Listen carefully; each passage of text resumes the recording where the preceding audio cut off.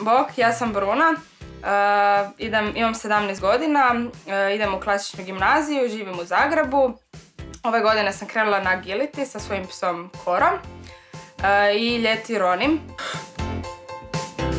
Ako neko želi početi roniti možda recimo u Zagrebu, onda se ta prva ronjenja na prvom tečaju naprave u bazenu, jer taj prvi tečaj zapravo vježba svega što ti se u ronjenju može dogoditi. Znači da izvježbaš sve moguće situacije koje ti se mogu dogoditi. Znači one loše stvari koje ti se događaju tijekom ronjenja, da sve to izvježbaš, utvrdiš kako se nositi s tim i šta napraviti u takvoj situaciji.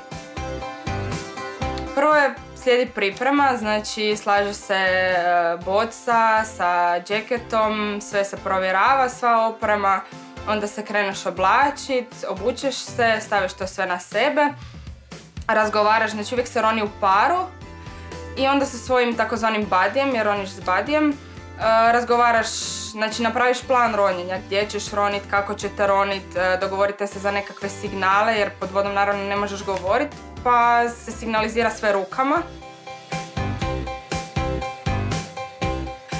Znači ima ovako malih pužića, fantastičnih boja, svih živih boja, ne možete ni zamisliti koje su to boje, plava, nebesko-plava, narančasta, onda alge, koralji, ribe ovakve, do malih ribica, ovako male plave ribice, ko ribica koja istrčića nema, ovako ona Dora, ali samo su ovako male i u jatu idu, znači sve, ne možete zamisliti.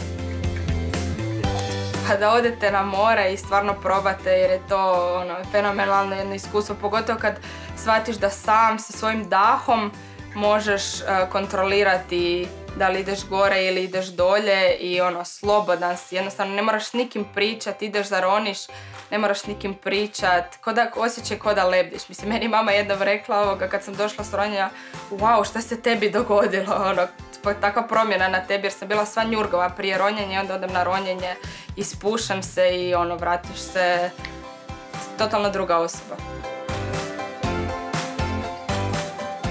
Bok, vidimo se svi ispod mora, pozivam vas da probate jer je stvarno fenomenalno.